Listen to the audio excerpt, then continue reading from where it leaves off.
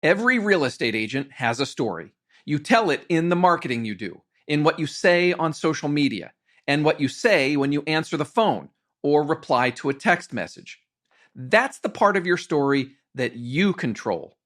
But you have to understand, it's only part of your story. The rest of the story is what other people say about you. Hopefully, it's a lot of this. And only a little bit, or better, none of this.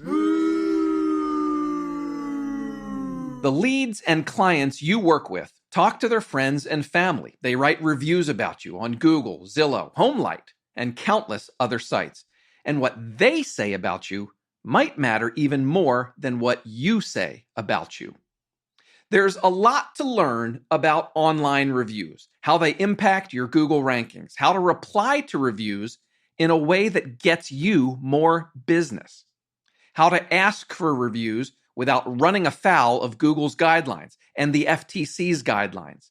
And yet, the FTC has guidelines about online reviews. Today, one of the top experts in the world on online reviews has answers to those questions and more. You can't control what others say about you online, but there's a lot you can do to influence it and use it to make your business bigger and better. This is The Walkthrough.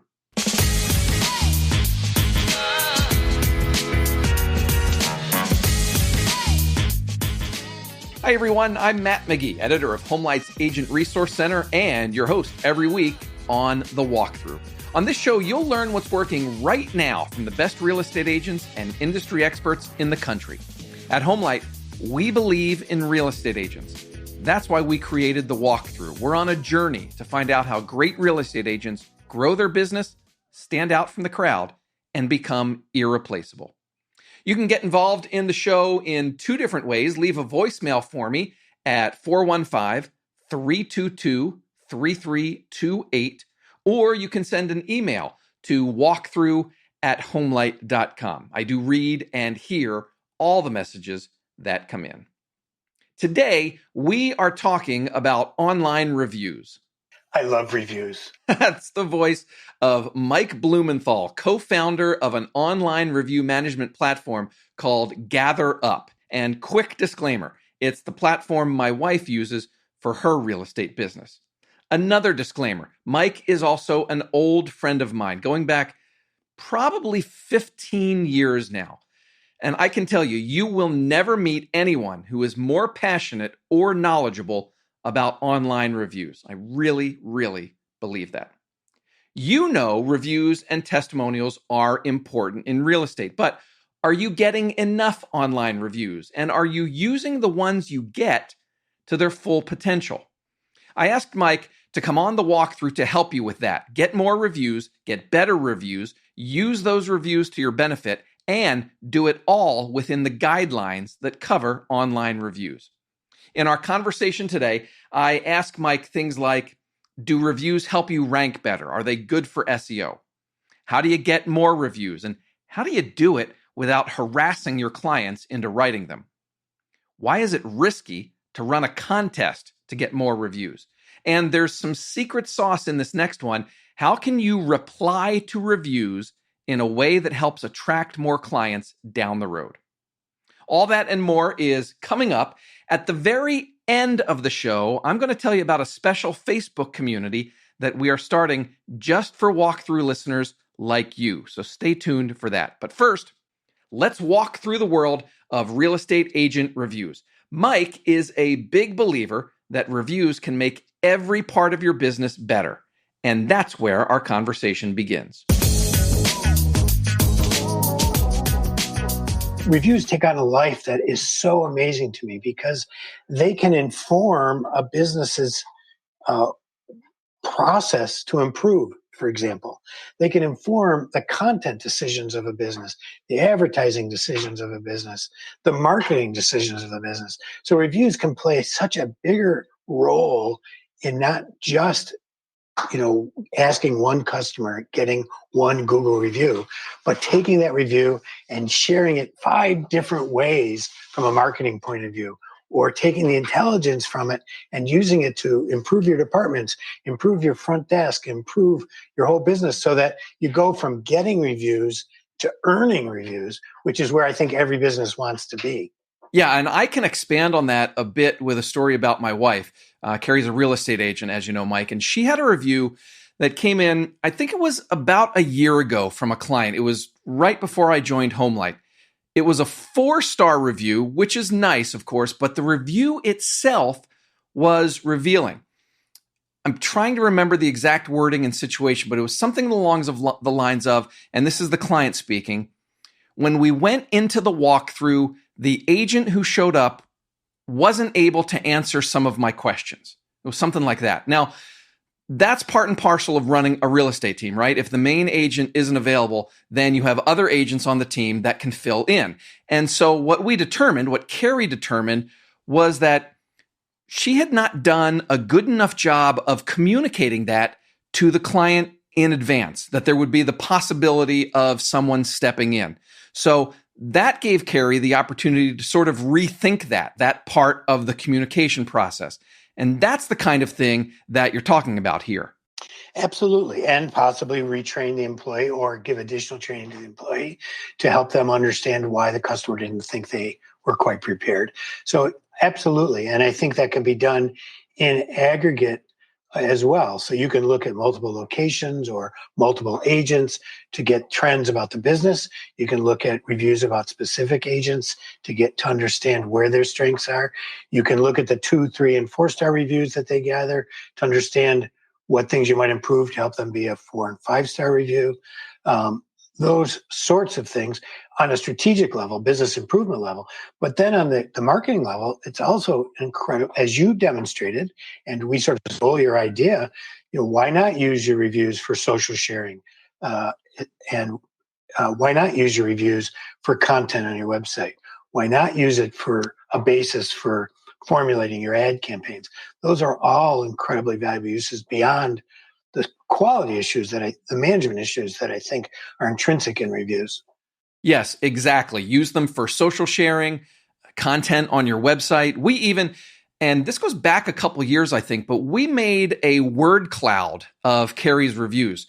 We took the most commonly mentioned words and printed out, one of those word search games or puzzles or whatever you want to call it, for the kids, because a lot of times in real estate, you'll meet with a new lead and it can be a long conversation, right? And the kids get bored. Well, here you go, youngster. Have fun with this word search. And then when they're done with it and mom and dad look at it, here's all the great things that past clients have said. There's so many ways to use your reviews. Let me switch gears a bit and ask you about how reviews impact search rankings. Our mutual friend, David Mim, was on the walkthrough back in March, I think it was, and he talked about it then. But for anyone who missed that conversation, can you give an overview of the role that reviews play in local SEO? Sure. So David used the metaphor that I helped sort of popularize, which is Google as your homepage. And if we extend that to the housing sort of market, reviews in that context are sort of the scaffolding, the 2x4s, the walls, the windows, the siding of that homepage. They sort of help build it out in a number of different ways. One is they do have some impact on rank. More beyond that, though, there's a number of patents from Google and other indicators that they impact they impact the reach of a business. Like Google learns about what your business does by reading your reviews. So if you have, like in the case of my pet client, Barbara Oliver, who sells engagement rings, Google finds a lot of reviews about engagement rings. They know that she specializes in engagement rings. And when those reviews are positive about engagement rings, that relationship between her business and the concept of engagement ring grows stronger. So it's not just about rank, it's about reach. In other words, she's going to get more visibility in the area of engagement rings because Google fully understands it. So there's that reach issue. There's certainly the consumer trust issue. And this goes across that whole view of your business as your homepage, where Google collates all the information about your business from around the web. They're made their living being a scraping company. And what we've seen over the last 3 or 4 years is any page around the web that has reviews around your business is likely to get elevated in that search to that front page, so that the cohesive story that these reviews tell from across multiple sites is effectively the brand story you're co-telling with your customers. So in aggregate, all of those reviews sort of contribute to the perception of your business as a quality business. And one of the things I tell people is you don't want 5-star reviews on your website and 5-star reviews at Google and a 2.5 at Yelp. It creates what psychologists call cognitive dissonance, where there's this sense that, gee, something isn't right here. And what is it? So it really should be driving a business to quality everywhere. That's great. Let me just recap that real quick to make sure agents caught what you just said. You're saying reviews do have an impact on rankings in Google, but they also impact reach. So with your client, Barbara Oliver, because so many of her reviews talk about engagement rings, she gets more visibility when someone searches for engagement rings. Right. Yes. Let's talk about asking for reviews. In my experience, a lot of agents are kind of reluctant to do that because, the client might be too busy, right? Buying or selling is a really hectic process. So the agent's like, the house just sold. I don't want to bother them. Totally get it. Or maybe the agent just doesn't like asking for praise. I wonder, is there any data that supports my belief, and I think it's your belief as well, Mike, that agents should be proactive about asking for reviews? So when you asked me this question the other day, I went and actually dug some real data out. I looked at a large cohort of insurance agents. Insurance agents, unlike in housing business, customers usually like it at the end because they end up with something they really are proud about, and thus they're willing to share reviews. In the insurance industry, it's totally the opposite. You end up with a piece of paper and the futile hope that in the future, the insurance company doesn't screw you, right? So it's very hard to get reviews in the insurance business. And yet it's important. What we found was that those agents that were asking versus those that weren't. And what we saw was that they got 17 times more reviews, the ones that asked than the ones that didn't. Now, this isn't a hard ask. This isn't even best practice. All they did was put the person's email address into the system and ask twice, we know you're busy. Would you please consider giving us feedback and review? That's all they did. You have to realize that customers are adults too. They can choose to opt out of your mail list. They can choose to not open your email. They can choose not to give you feedback. And a large percentage of them don't give you feedback. But those that do so willingly. And I think the important thing is to not nag. I once went on a trip to Alaska with my wife for her 60th birthday, and we took a couple of tours, and literally on the tour we got asked 5 times to be sure to mention that particular person's name in the reviews. Gag me with a spoon, way over the top, right? Offensive. It's all in how you ask, not whether you ask. I think you should ask. The question becomes, how do you ask in a way that doesn't drive your customers crazy? So answer that question for me. How does a real estate agent do that? How do they ask for reviews in a way and at a time, I would say, that is not going to drive the client crazy, as you said? Your wife is a good example of an agent who does this very well. She educates people about during the sales process, right when they first meet, that or soon after, when she's comfortable with them. She asks if it's okay. She educates that she's going to ask. The reason she's asking is so that she can improve her business and share the news with other potential customers about the experience. She educates them, subtly early on, and then she automates it. She basically doesn't stress about it. She puts their emails into a system and the ask goes out. I think that automation is critical because it sort of distances the business owner from the emotion of it. It just sort of happens, which I think is incredibly valuable piece of any process, is to literally just make it happen. If it happens, then whatever the percentage of people who are willing to give you a review will, even if it's only 10% or 5%, But if you put 100 people through, that's 5 reviews. That's 5 reviews you didn't have last month. Exactly. And let me expand a bit on that, Mike, so that listeners understand what you were just talking about with Carrie and her process. When she meets with a new client, whether it's a buyer or seller, like a lot of agents, she has, various booklets and documents and marketing pieces that she gives out. Well, right in the beginning of these documents, I wish I had it with me. I think it's on page 1 or page 3, something like that. It says that her goal as an agent is to provide such a great level of service that when she's done, you will want to tell everyone you know about what it's like to work with the Carrie McGee team. Something like that. I mean, it specifically says that the goal isn't to sell the home for X amount of money or in X amount of time. The goal is to be so great that the client can't help but review and refer her to others. Yes, and that she is open to any criticisms. I think one of the problems with small businesses is there's you have to have a lot of ego involved to keep doing this day in and day out.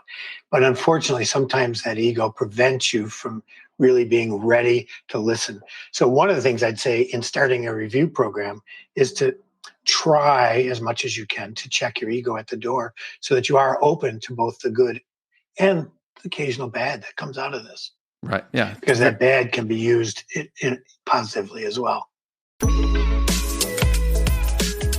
Hi, everyone. If you're enjoying the walkthrough, we'd appreciate it if you tell the real estate agents in your network about us. Even more, please rate and review us on Apple Podcasts, Spotify, or wherever you listen. Your feedback helps us get better, and in some cases can also help new listeners find and hear us. And when we get around to having you on the show, the more listeners, the better, right?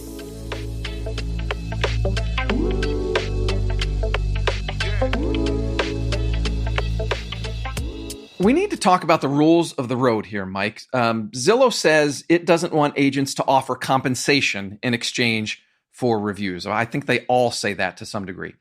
Yelp has an even more restrictive policy, probably the dumbest thing I've ever heard. They don't even want a small business to ask for reviews, right? Crazy, but that's the rule. Agents have to be aware of the rules and make the decision to go along with them or not. It's not our job to sit here and judge, but I think let's explain what's going on, because it's not just Zillow and Yelp, right? Google has certain guidelines. The FTC even has guidelines about gathering reviews and using reviews. Can you give us sort of a high-level summary, I guess, of what's going on there and what those rules or guidelines look like? And while they all have rules and guidelines, I would say that the ultimate rule giver in this is your customers, and respect for them, and understanding that you need to be asking for reviews and getting reviews in a way that respects your relationship with your customer. Because if they get wind of you doing something untoward in the review space and leave you a review to that effect, I've seen this happen, that review will last long beyond a Yelp penalty or some bad publicity from the FTC. So I think you really have to be respectful of your customers first and foremost. The broad rules, though, to get specific are, and this is generally across the FTC and Yelp and Google, is that you can't use, you shouldn't use incentives to generate reviews. In Google, it's against the platform rules. At Yelp, it's against the platform rules. At the FTC, they say you can do it, but it only if you include the proviso that there was incentives, which is impossible to do at Yelp or Google. So the general rule is don't use incentives. That's going to get you in trouble, going to have you lose your reviews, and it's not needed. If you have a good automated system, you will get plenty of reviews. The second is don't use anybody who has a vested interest in your company to give you reviews. No employees, no relatives, no Antilles, no employees' friends shouldn't be asked to leave you reviews. It's against all the terms of service, and it's against FTC, but it's also, again, deceptive to the end user. Those are the big ones. No incentives. Oh, and then finally, you shouldn't try to skew the results. The FTC requires that if you use ratings and reviews in your marketing, they should reflect the actual consumer experience. Google says theirs is more specific. They say, don't just ask the happy people for reviews. They call it gating. And they say, if you're going to ask for reviews, ask everybody for reviews. But they're essentially the same thing, is that the review average should reflect your typical customer experience. If you claim you're a 4.8, then a typical customer coming to you should find that's the case. If you make claims you're a 5 and you're really a 3, that's when you get in trouble. Right. And I want to go back to the first of those 3 things you just explained. This is really important in real estate. There's a lot of agents, Mike, who will run contests, and they might be giving away, like I've seen contests where the prize is, like a $250 Amazon gift card, or all the way up to, a cruise to Alaska or something like that. And the way that the consumer gets entered in the contest is, leave us a review on Google or on Facebook or Zillow or whatever, and you'll get 5 entries, whatever it might be. So you're saying that kind of thing is against the guidelines, right? Correct. And it could be like we've even seen situations where it was a much more neutral offer. Get $5 off your next purchase, even whether it's a good or bad review. Even those are perceived as incentives. Anything that is likely to tip the scales in your favor should be avoided. Part of the problem with businesses is they think that every customer should want to give them a review. That's not true. The other problem with businesses, they think they should get every review now. Review plan is a 5-year plan. It's a 10-year plan. It's the life of your business plan. You should care about what the customers think forever and always. And so if you look at it over the 5-year, if the natural rate of reviewing in your industry is 15% or 20%, that's okay, because you're looking at this over the 5-year period. You'll get plenty without incentives. But by all means, avoid incentives, because it's sooner or later going to get you in trouble. And like I said before, I've seen customers complain on Yelp about businesses providing incentives, thus creating this long-term perception on the part of the consumers that the business is sleazy. And you want to avoid that at all costs. Yes, you do. Amen to that. Now, one other thing, Mike, that you have been very passionate in talking about over the years, I mean, you've educated me, you've educated many others in the local SEO space, educated a lot of small business owners about, is the value of replying to reviews. I'm a believer that an agent should reply to every review that comes in. Do you agree? Oh, I absolutely agree. And I think that it's critical that you respond to everyone. I've been experimenting with responding to reviews, because when they're positive, you sometimes feel like, how many times can I say thank you? Or am I glad handing if I'm, responding to all these positive reviews instead of being sincere? And I think there are some techniques you can use to make the responses original. But it's a critical customer touch point. If somebody gave you a compliment directly to your face, you'd say thank you. If somebody wrote you a little note and next time you saw them, you'd say thank you. And so I don't see reviews as anything different than a classic human communication where they're complimenting you and your business. And I think that the social standard, as originally this was only on Facebook, but it's really drifted across the whole review world. The social standard is that you should respond. Now, from a technical point of view, we see there's some research that indicates that businesses get about a 1/4 point higher star rating when they respond to reviews, because consumers realize that the business owner is watching it. So there's that. I've also done some consumer surveys, and what we found was that 30% of your clients, which is a pretty big number, expected you to respond because they took the trouble of giving you a review. So they expect you to respond. And bottom line, it's a great customer touch point that both future customers and those existing clients know that you're paying attention to them. And it's one way to do that. And I think you can develop some techniques to respond to every review so you don't sound like an idiot. And one of the things you've said over the years that I love and have stolen from you is to keep in mind that when you reply to reviews, it's not just for the person who wrote the review. The person who left the review is one person. The people who are going to be reading your reviews are thousands of people. And they want to see that you're a reasonable, caring business. They don't, you've often said, and one thing I've stole from you, is we don't live in a 5-star world. And people understand that. What they do want to see is not that you're perfection incarnate, but that you are a reasonable human being who owns up to the good and the bad and takes responsibility for it. So I believe wholeheartedly that the next 100, 500 people who read the review is who your audience is, in addition to the person who left it. Absolutely. And let me insert a tip here for listeners if I can. This is something I worked on years ago with my wife, and she's really, really great at it now. Sometimes a client will leave a great review, but it's kind of generic, right? They might say, "We had a great experience working with Carrie and her team. We were moving out of town and everything was perfect. We highly recommend them," et cetera, et cetera. Like, that's a great review, right? But it doesn't tell, what you were just saying, it doesn't tell the next 100 or 500 people really anything about what happened. So as an agent, I think it's your job when you get a review like that to throw in some extra details when you reply. So with that kind of example, like Carrie might say something like, "Hey, Sally, it was wonderful to work with you. I'm so glad we were able to sell your house in just 10 days and that we had a bidding war and, we sold it for $3,000 over asking price. Thanks for putting your trust in us," et cetera, et cetera. So that adds, I think, some extra flavor to what the client said, and it's for people that will read the reviews later. Yeah, I think adding that nuance helps future readers. There is some, rumors in the industry, and I think that that somehow responding reviews increases rank. There is no indication that's the case.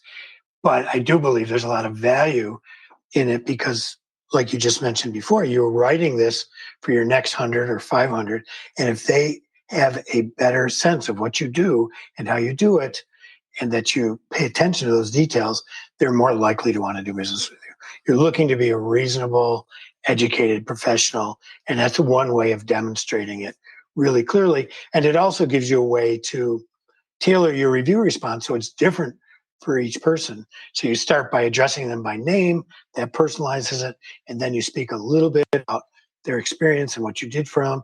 I think there might be some caution called for in not divulging too private of information. Right, absolutely. I mean, you may not have the legal obligation like a lawyer or a doctor does in that regard, but I think you want to be a little cautious about divulging too much information that might be inappropriate. But beyond that, I agree with you wholeheartedly that you should add that color. It's like a color commentator in a football game. You don't need them to have the football game. You only need the announcer in the football game, but the color commentator helps a lot. And I think it's true here as well. Mike Blumenthal, thank you for walking us through online reviews and how an agent can get more reviews and use them to build a bigger and better real estate business. Listeners, earlier this year, we ran a couple articles in our Agent Resource Center with advice from agents Raylene Lewis and Andrea Swetland about getting more reviews. We also did a separate article listing, I think it was about 20 review management platforms that you can use to make all of this easier. I will link to those articles in today's show notes so that you can check them out. Now, we covered a lot in that conversation with Mike. I shared some of my own tips and experiences. I hope those were helpful. But here are my takeaways from what Mike told us. Number one, reviews help both your rank and reach in Google's search results. Getting more reviews helps. And then what the reviews say also matters. Listen back to when Mike talked about his jewelry store client getting a lot of engagement ring reviews. Takeaway number two, you got to ask for reviews. Be proactive about it. Mike shared data that insurance agents who asked for reviews got 17 times more than agents who didn't ask.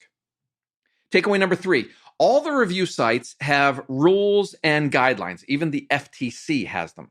One of the big ones is that you shouldn't use incentives or compensation to get more reviews. That would cover things like contests, for example. Now, you have to decide your risk tolerance, but I want you to at least be aware that those guidelines exist.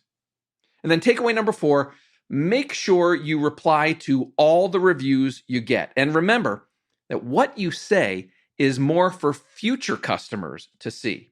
So thank your client, and then if you need to, add some extra detail about the transaction for anyone reading your reviews later. Remember, stay tuned to the very end of today's episode. I'm going to talk a bit about a Facebook community that we're launching for you and other listeners. In the meantime, if you have questions for Mike or questions or feedback for me, you can leave a voicemail anytime. The number again, 415-322-3328. You can also send me an email, walkthrough@homelight.com. That's all for this week. Thanks so much to Mike Blumenthal for joining us. Thank you for listening. My name is Matt McGee. Remember, at Homelight, we believe in real estate agents. That's why we created the walkthrough. We're on a journey to find out how great real estate agents grow their business, stand out from the crowd, and become irreplaceable. Go out and safely sell some homes. We'll talk to you again next week. Bye-bye.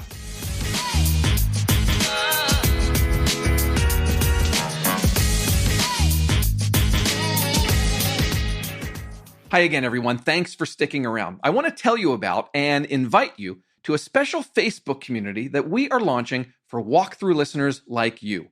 We want to create a space for listeners to come together, to talk to one another and learn from one another, to talk to me and to talk to the agents that you hear every week on this show.